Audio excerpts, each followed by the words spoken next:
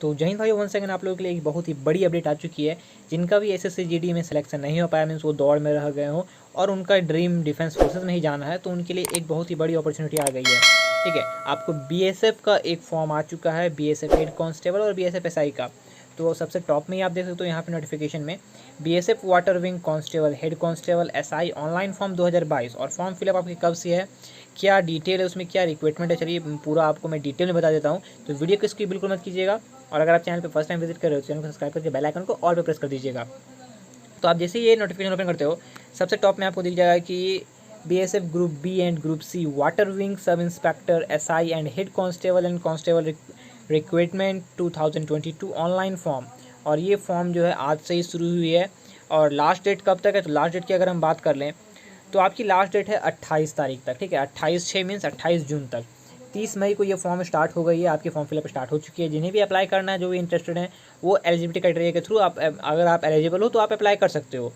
और last date की बात करें तो लास्ट डेट आपको 28 तक है, और ऑनलाइन फ़ी पेमेंट का भी 28 तक ही लास्ट डेट है।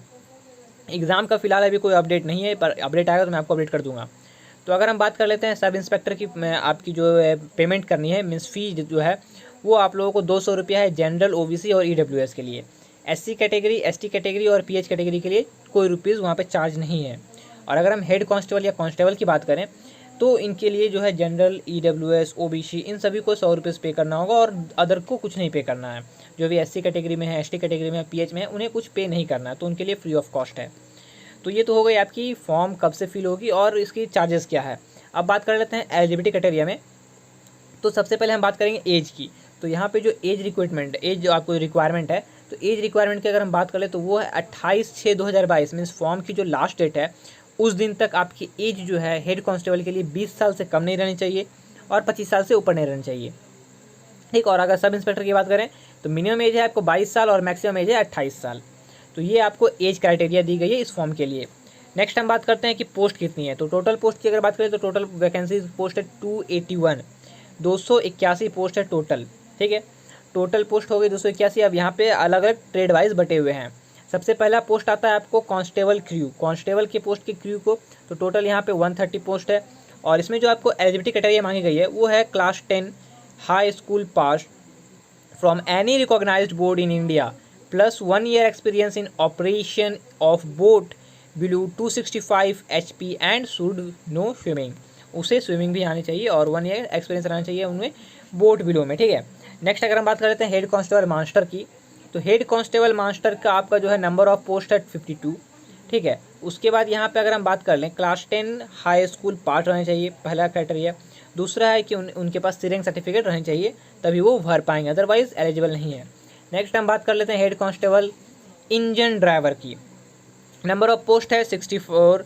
सेम क्राइटेरिया, आपको 10th पास रहना चाहिए कोई भी बोर्ड से। सेकंड है आपको second class engine driver certificate रहना चाहिए आपके पास। नेक्स्ट पोस्ट की बात कर ले तो वो है आपको head constable workshop mechanics diesel and petrol engine. इसके लिए नंबर ऑफ पोस्ट है 10। क्राइटेरिया की बात करें तो क्राइटेरिया बिल्कुल 10 pass with ITI NCVT certificate in related trade और ब्रांच। तो पहला तो आपको यहाँ पे पहला ट्रेड था आपको mechanic diesel petrol engine. Next trade की बात कर ले तो नेक्स्ट ट्रेड है आपको वर्कशॉप इलेक्ट्रॉनिक्स, इसमें 2 पोस्ट है। ठीक है, तो टोटल पोस्ट 10 है, इसमें सारे ट्रेड वाइज बटे हुए हैं। तो आपको उसी रिलेटेड ट्रेड में आपको जो ITI सर्टिफिकेट या फिर NCVT सर्टिफिकेट आपके पास रहनी चाहिए, अदरवाइज आप पोस्ट के लिए एलिजिबल नहीं हो।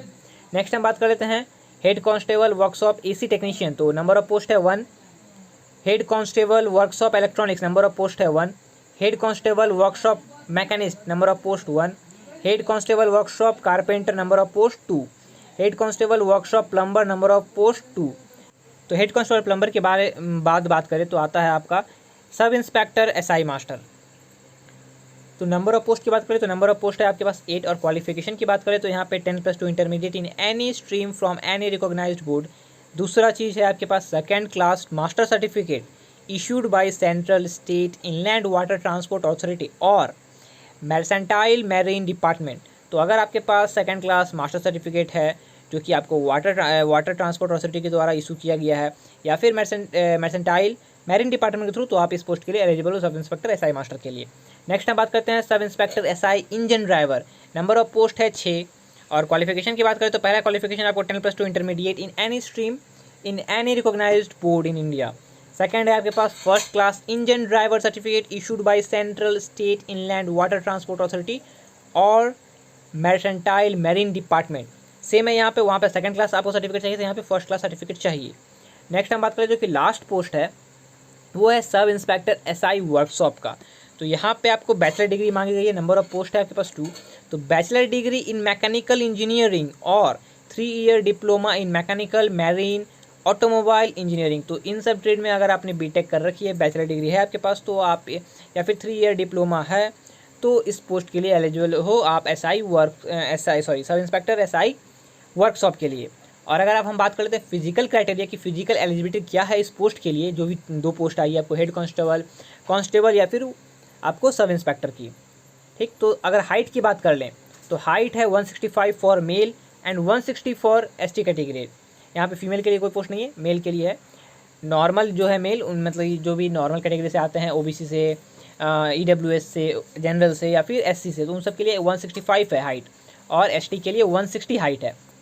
नेक्स्ट बात कर लेते हैं चेस्ट की, तो 75 to 80, 75 नॉर्मल एक्सपेंड करके 80, और एसटी कैटेगरी की बात करें तो 73 to 78। और अगर हम फिजिकल मीन्स रनिंग की बात कर ले तो 1 माइल मीन्स 1600 मीटर आपको रनिंग करनी है और आपके पास टाइम है 8 मिनट। तो बहुत ही ईजी रनिंग है, ईजिली आप क्वालिफाई कर जाओगे, कुछ टफ नहीं है। और अगर हाई जंप की बात करें तो हाई जंप है आपको 3 फीट 6 इंच, तो 4 फीट का आपको प्रैक्टिस करके रखना है हाई जंप के लिए, तो कोई प्रॉब्लम नहीं होगा वहाँ पे। लॉन्ग जंप है 11 फीट। तो ये तो थी आपकी एजुकेशन क्वालिफिकेशन फिजिकल क्राइटेरिया। तो जो भी कैंडिडेट्स इस क्राइटेरिया को फुलफिल करते हैं तो वो इस पोस्ट के लिए एलिजिबल हैं, वो इस पोस्ट में के लिए अप्लाई कर सकते हैं। लास्ट डेट मैंने आपको बता दिया 28 से तक लास्ट डेट है। तो जितने भी इंटरेस्टेड कैंडिडेट है वो जल्द से जल्द जाके फॉर्म फिल कर लें। चार्जेस आपको फॉर्म के पता ही है, सब इंस्पेक्टर के अप्लाई करोगे तो 200, अदरवाइज़ आपको 100 रुपया पे करना है। अगर आपको कोई डाउट होती है तो आप कमेंट बॉक्स में कमेंट कीजिएगा या फिर आप मेरे इंस्टाग्राम हैंडल पे मुझे मैसेज भी कर सकते हो। तो गाइज़ आई होप आपको ये अपडेट पसंद आई होगी। तो मिलते हैं आप लोग से नेक्स्ट वीडियो में।